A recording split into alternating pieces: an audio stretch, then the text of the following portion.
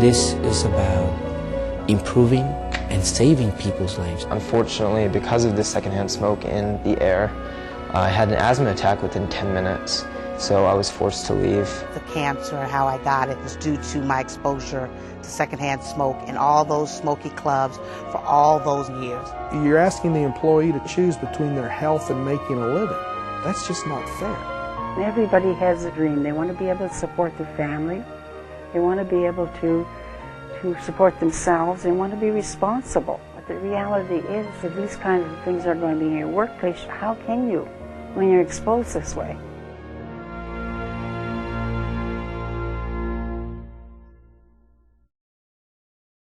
I'm grateful to be here today, to be able to say unequivocally that the debate is over. The science is clear.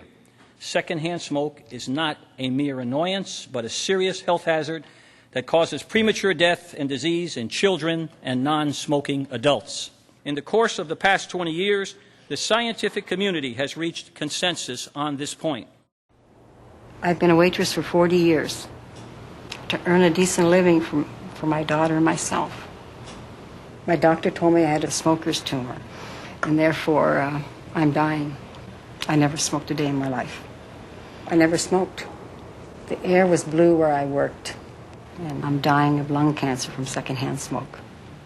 For myself, I feel that I spent 40 years working in the industry, and now I'm coming out to die. And so I want people to know that, to me, that there was too much exposure to the known health hazard in the workplace. Those kinds of atmospheres, bars, restaurants, casinos, are the last vestiges of smoking.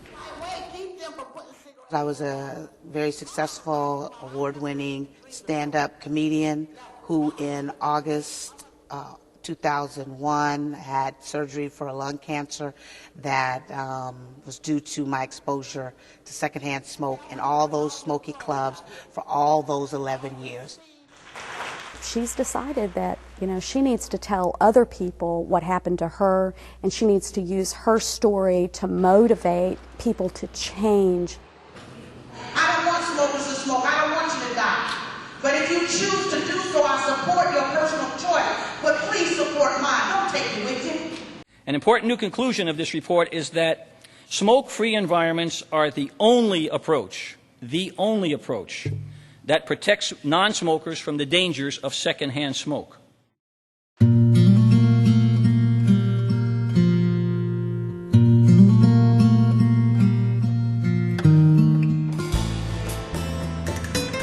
The city of El Paso is about the 21st largest city in the country.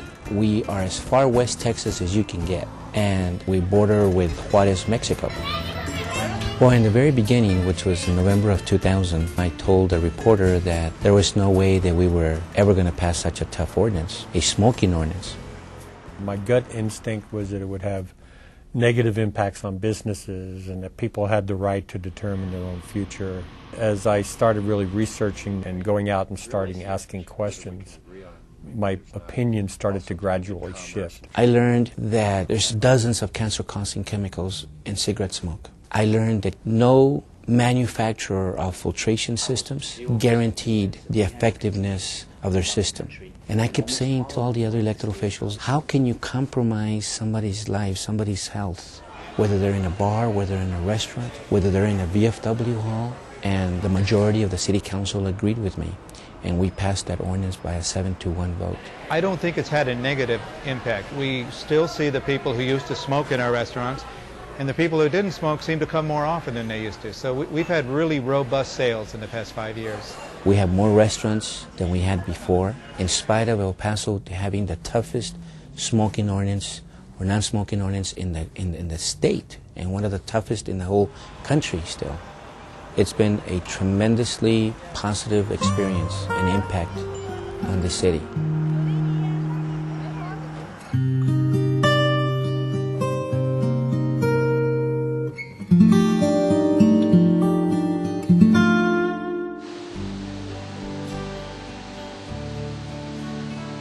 Lexington is a community of 300,000 people nestled in central Kentucky. Lexington has always been an agricultural center. The tobacco background is central to our DNA. Smart business people like Mike Scanlon know that we can be proud of our community's past, but we don't want to live in it.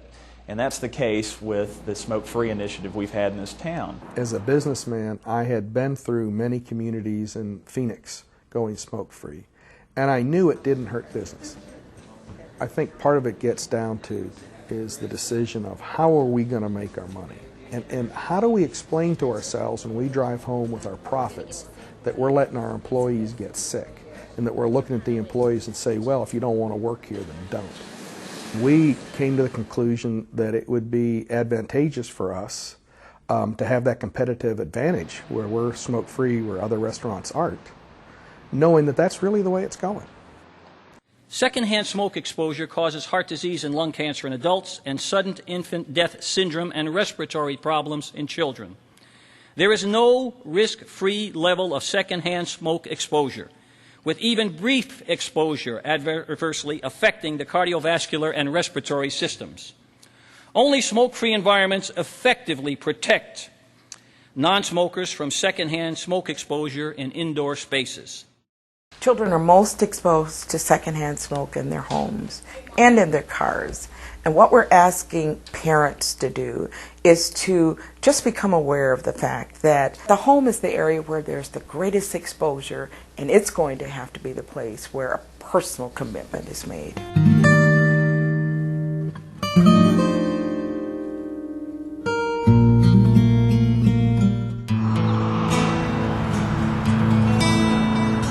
What impressed me about this young man, because he was in 5th grade at the time, was how knowledgeable he was. That really encouraged me.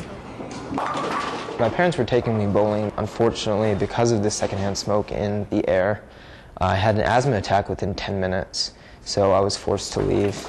We're getting more and more reports that indicate that children are just suffering disproportionately, that asthmatic children are being triggered by people smoking and they're being around smokers. I was really disappointed by this. You know, I came home and I was like, how am I ever going to have fun if my asthma is going to inhibit me from participating in such activities?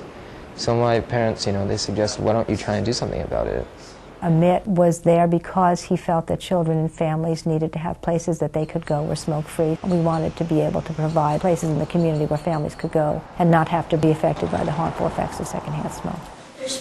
I made a presentation representing the children of Lubbock. We also need laws to make our air safer to breathe. And we ended up winning 64% of the vote. Finally, we were going to get a smoking ban in Lubbock. The 1986 Surgeon General's report concluded that simple separation of smokers and non-smokers within the same airspace may reduce, but not eliminate, secondhand smoke exposure among non-smokers. The current report expands on that finding by concluding that even sophisticated ventilation approaches cannot completely remove secondhand smoke from an indoor space. Because there is no risk-free level of secondhand smoke exposure, anything less cannot ensure that non-smokers are fully protected from the dangers of exposure to secondhand smoke.